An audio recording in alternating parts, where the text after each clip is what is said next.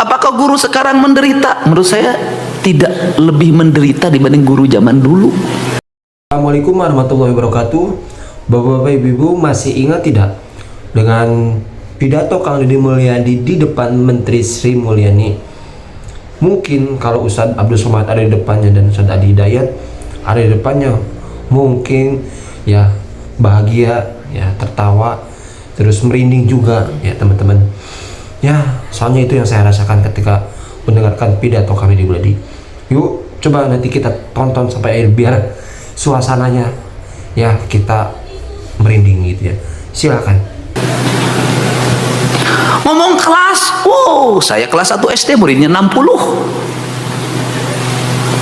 Satu bangkunya 3. Penyakitnya apa? Kopok. Kita ngalamin lah anak tahun 70, Bu Dokter, kopok, Bu, kopok.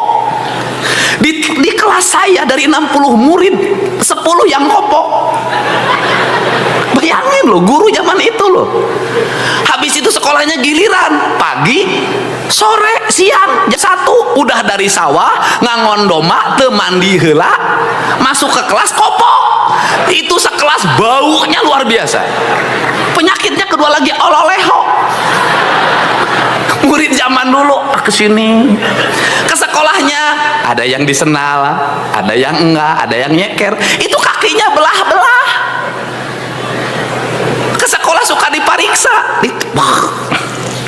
hidung, untuk ngakalinnya pakai jalantah. Sudahlah, menderita Pak, menderita. Gurunya pakai kapur, guru di mejanya disimpen itu pangebung. Bodoh sih ya. Saya termasuk anak yang 20 orang dari 60 tidak naik kelas. Deddy Mulyadi tidak naik kelas. Bodoh aing teh. Tiap hari gini aja ditangtungin suruh baca. Kieu. Apakah guru zaman itu dilaporin polisi? Tidak. Di sekolah digampar, geplak. Pulang ke rumah, kunaon saya dicabok ku guru. Tadi maledog sekolah make batu, gaplok deui. Punten ya, mohon maaf, kita memang hari ini sudah harus mengikuti ratifikasi perjanjian perlindungan anak. Tetapi anak waktu itu lahir anak kokoh. Hari ini anak lebih galak tibatan gurunya. Anak lebih galak tibatan bapaknya. Anak-anak hari ini tumbuh lemah dan mohon maaf banget, tahun 70-an anak-anak orang kaya tuh santai, 80-an anak orang miskin kerja keras. Saya ingat betul di desa saya, anak orang kaya nggak ada yang sukses, ya biasa aja standar, tapi anak-anak yang biasa tuh sukses-sukses. Kenapa? Waktu itu beda. Hari ini terbalik, anak-anak orang kaya disimpan di yayasan pendidikan, anak tentara, akademi angkatan darat, anaknya angkatan darat lagi besok karena disiapin. Anaknya politisi disiapin jadi anggota DPR lagi. Anak gubernur disiapin jadi gubernur lagi. Anak bupati disiapin anaknya jadi bupati lagi. Anak kepala desa disiapin anak Cairoh karunya. Motorna belum lunas sudah dipurutulan, diganti knalpotnya, ikut rombongan geng. Mohon maaf, bonceng perempuan, setelah itu hamil. Kan saya banyak nanganin. Kawin sebentar, setelah itu pisah lagi. Anak usia muda sudah punya anak lagi, bapaknya miskin, sudah mikirin 3 anaknya dari perkawinan yang sebentar-sebentar. Saya nanganin Pak yang begitu. Bukan kata orang, saya sendiri, saya tahu keadaan mereka. Apa? Lemah Pak. Yang miskin akses politiknya makin lemah, akses ekonomi makin lemah. Anak-anaknya, ibunya di sawah hitam legam, jadi kuli ngaramet, anaknya gaya-gayaan. Mohon maaf, ditambah lagi dapat bansos, makin lemah. Saya ingin nih sekolah rakyat dibangun Pak Prabowo, cita-citanya merubah itu loh. Saya ingin sekolah rakyat, sekolah Taruna Nusantara itu hadir dalam setiap ruang kelas di seluruh Jawa Barat. Sekolah yang setara, melahirkan kelas menengah. Sehingga saya tidak ragu kalau di Unpad kemarin mengumumkan, 10 fakultas kedokteran, 10 orang sini, saya biayain oleh Provinsi Jawa Barat, sini. Kedokteran, asal orang tuanya tidak mampu, tapi anaknya punya kemampuan dan keinginan. Saya ingin, ITB, berapa orang yang nanti teknik sipil, geologi, kemudian arsitektur, saya bilang sini, saya ingin minimal dalam setiap tahun itu ada 10.000 anak Jawa Barat dari keluarga biasa-biasa tumbuh jadi kelas menengah baru sebenarnya. Dan saya tidak akan ragu dengan Pak Ketua DPRD untuk mengalokasikan biaya. Uangnya dari mana itu? Pemda Jawa Barat kok banyak banget duitnya sekarang? Apakah mujak sama Nyi Ratu Kidul? Saya itu orang rasional, akademik. Tanya teman-teman dekat saya nggak percaya klinik, enggak. Tapi saya memahami Nyi Ratu Kidul itu simbol dari laut, dan dimana manusia kalau ingin mengalami kemajuan maka harus memuliakan laut. Agar apa? Agar dia bisa mendapat keberkahan dari apa yang menjadi kandungan kekayaan laut itu. Tidak boleh dieksploitasi, tidak boleh dirusak. Kemudian simbol dari tanah disebutnya Sunan Ambu, yang itu saya lambangkan ketika merah putih diserahkan di Gedung Pakuan. Untuk apa? Hari ini yang menjadi problem adalah tanah. Kenapa? Ada laut yang sudah disertifikatkan, ada bantaran sungai disertifikatkan, ada gunung disertifikatkan, padahal itu hak negara untuk dikelola untuk kemakmuran rakyat. Ini problem. Yang ketiga adalah ada maung. Itu adalah uyut, dan itu adalah simbol dari penjagaan hutan. Sebenarnya saya tuh nilai itu, orang Cina merumuskan tuh yin dan yang, kemudian lahirlah seperti Nyi Ratu itu adalah Dwi Kuan Yin. Orang Eropa membuat lukisan Mona Lisa.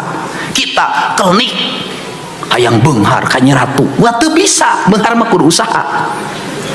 Nah ini yang di otak saya itu. Tetapi saya bilang meraih kemajuan sains teknologi, kita tidak boleh terputus dari sejarah masa lalu sebagai bangsa ini. Jadi untuk itu saya ucapkan terima kasih bagi anak-anakku, guru-guruku yang semangat. Nah, kemudian mengajar pagi 6:30. Hitungannya apa? Hitungannya kan sudah terkompensasi Jumat, Sabtu itu kan libur. Saya dulu merumuskan pendidikan 7 poe atikan. Yang satu adalah Ajeg Nusantara Senin, yang kedua Selasa Ajeg di Buanda, ketiga Rebo Maneh di Sunda, keempat Kemis Nyanding Wawangi, kelima Jumat nyuci kendiri, Sabtu Minggu betah di imah. Ini penting. Sekolah isi terus sampai siang, kemudian Sabtu Minggu berkumpul dengan keluarganya di rumah, betah di imah. Rumah itu harus menjadi tempat di mana kehidupan kita nyaman, damai. Saya ini orang yang pergi kemanapun jarang nginep di hotel, selalu pulang ke rumah, karena bagi saya rumah adalah tempat saya untuk berbahagia bersama anak saya. Itu. Maka rumah yang nyaman lahir dari rumah yang bersih. Nah, ini yang harus kita bangun bersama. Jadi yang kita lakukan, saya terserah orang mau mengatakan apa terhadap diri saya ingin punya anak-anak Jawa Barat itu hebat. Kenapa? Industrinya terhampar di mana-mana, tapi rakyatnya belum terserap dengan baik. Tanahnya subur, berantakan pengelolaannya. Saya ingin terus menata sungai, menata hutan, menata perkebunan, menata areal industri. Saya ingin terus, saya pas tangan, saya kepalkan terus. Saya ingin membangun kemajuan, dan ingin saya melihat anak-anak Jawa Barat itu hebat, nanti menguasai di berbagai bidang lini, dan negara hadir untuk membuat pembiayaan riset, pembiayaan pendidikan, kelas. Saya sudah ingin membuat kelas itu beradab. 1 kelas 1 toilet, 1 kelas 1 toilet. Itu saya ingin beradab. Guru-gurunya dibangun, dan saya juga mungkin kalau guru SMA mah enggak ya, mungkin ya. Saya waktu jadi bupati dulu, kalau guru SD terutama itu sangat bestie sama Bang Jabar. Ngajarnya di SD Sukamulya, tapi SK-nya di Bang Jabar. Nggak apa-apa kalau uangnya untuk produktivitas, pakai gade sawah, pakai bangun rumah, pakai beli kebun. Ini yang terjadi adalah uang ini pakai motor, mobil, rumah nggak punya, mobil rusak, motor hancur. Bang, banyak yang sudah selesai jadi guru, rumah pun nggak punya. Ini harus dirubah. Pegang tabungan siswa, pakai dikit-dikit pas kenaikan kelas. Nah, itu pengalaman saya sama kakak saya kok, almarhum. Kakak saya itu almarhum, tiap kenaikan kelas harus ganti itu suaminya itu. Ini kan pengalaman saya, keluarga saya guru ada satu orang. Nah, ini rubah perspektif. Dan kenapa saya mohon maaf juga, nanti harus ada aturan juga Pak Kepala Dinas, tidak boleh masuk pedagang yang menawarkan barang ke sekolah, baik untuk murid maupun guru. Stop, tutup, kunci. Kenapa Pak? Lamun tukang nu nganjukeun datang ke sekolah Pak, guru kabitaan. Mohon maaf, tradisi ini teh bener nggak nih ngomong saya? Udah kunci aja. Aduh Pak, unggal poe guru nganyuk terus. Udah jangan. Saya ingin guru-gurunya terbebas dari tekanan ekonomi. Selain kita berpikir tentang kesejahteraan ke depan, kita ukur fiskalnya dengan baik, tetapi juga gurunya pengeluarannya harus mulai ditekan. Untuk itu saya ke Pak Kadis. Ini saya sampaikan ke Pak Kadis. Manusia itu akan sejahtera cukup dengan negara melahirkan dua hal menurut saya. Jamin kesehatan gurunya, permudah kepemilikan rumahnya. Ini guru makan segala macam beresah ngurus sendiri. Untuk itu Dinas Pendidikan perlu mendata guru yang belum punya rumah. Tidak ada salahnya pemerintah Provinsi Jawa Barat juga memberikan bantuan perumahan bagi guru. Nggak ada salah Pak Sekda, nggak ada masalah. Jadi kita kan hari ini saya paling cepet tuh bantu ini 40 juta 50 juta, nggak apa-apa. Nanti guru yang punya rumah di-record dulu problemnya apa, nanti dilihat problemnya apa. Kalau dia memang berproblem dan layak untuk dibantu punya rumah oleh provinsi, nggak ada masalah. Provinsi membantu rumah untuk guru, nggak ada masalah. Yang kedua, selain guru apa? Penjaga sekolah. Ini harus mendapat perhatian. Mang. Ini penting, ini komponen. Yang berikutnya apa lagi? Jaminan kesehatan. Apa problem jaminan kesehatan BPJS sekarang? Aneh-aneh. Suhu badannya 40 derajat belum bisa dirawat, liur sugan. Ya kumaha? Pasien itu dokter jaga di IGD itu bertengkar dengan pasien. Diusur, oh mohon maaf, pulang lagi, belum 40 derajat. Kenapa? Kalau nggak 40 derajat nanti BPJS-nya nggak bayar. Bayangin. Sekarang gini, saya minta Kepala Dinas Pendidikan itu aktif. Kan punya UVTD, punya kepala sekolah. Guru nanti suruh lapor kalau ada guru yang sakit, mengalami problem harus cuci darah, gantung segala macam, lapor ke kepala sekolahnya. Kepala sekolah nanti ngomong ke UVTD, UVTD-nya nanti bisa langsung ke gubernur, saya biayain tuh rumah sakitnya. Sudah. Ini. Dan yang terakhir, ternyata saya baru tahu Jawa Barat termasuk 7 keajaiban dunia. Apa itu 7 keajaiban dunia? Guru-guru di Jawa Barat tuh saktinya luar biasa. Apa kesaktian guru dari Jawa Barat? Walaupun gajinya tinggal 200.000 karena dipotong BJB, tapi masih bisa sekolah, beli skincare, bisa healing. Luar biasa, tepuk tangan. Dan yang paling baru lagi adalah apa kesaktian dari guru di Jawa Barat? Ngajarnya seni tari tapi bisa manjat tiang bendera. Ini hebat lah ya. Jadi multi talent guru itu. Jadi multi talent guru itu. Nah itu saya ucapkan terima kasih pada seluruh jajaran kepala sekolah semuanya. Kita akan terus memberikan solusi yang terbaik. Ruang-ruang kelas terus hari ini kita perbaharui, kita bangun karena anggarannya 0 dulu. 0, dari 0 loh Jabar itu. 0 pembangunan ruang kelas. Sekarang sudah bisa menjadi 1,3 triliun. Nanti ke depan terus Dan kita kerjasama hari ini banyak terlibat pada Dandi membangun kelas-kelas di mana-mana. Itu akan terus saya targetkan seluruh sekolah di Jawa Barat 2027 sudah dalam keadaan sehat, bersih, tertata, berlistrik, berwifi, semuanya. Kepala-kepala sekolahnya tertata, visioner. Dan saya ingin mengembalikan kembali kepala sekolah ke kampung halamannya. Nggak boleh? Nggak, saya nggak setuju.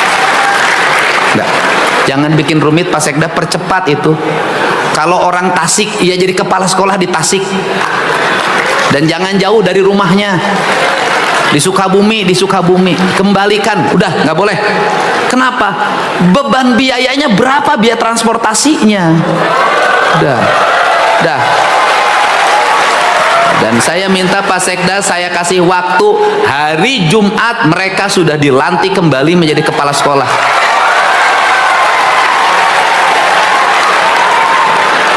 Di provinsi biasa begitu, Pak. Jadi 1 jam SK harus keluar, 1 jam 5 menit, saya selalu begitu.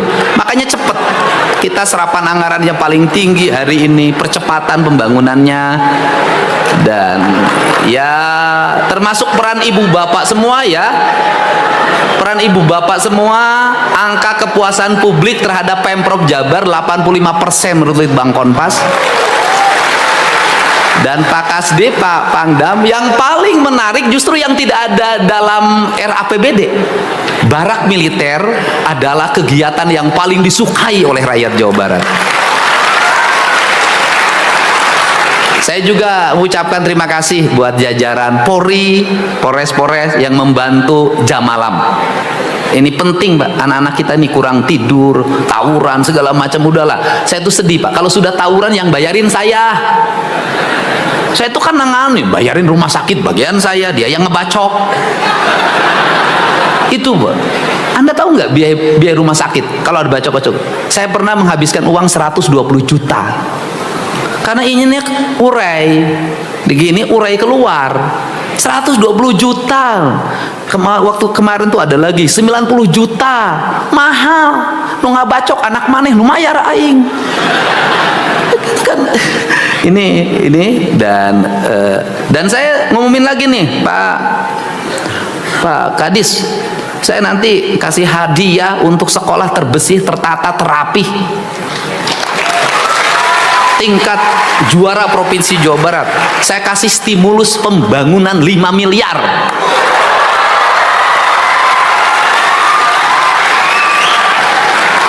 Itu yang juara provinsi ya. Yang pertama Pak Sekda, juara provinsinya yang pertama 5 miliar, juara keduanya 3 miliar, juara ketiganya 2 miliar. Nanti ada yang juara kabupaten. Juara kabupatennya mendapat stimulus pembangunan 1,5 miliar. Saya kasih stimulus.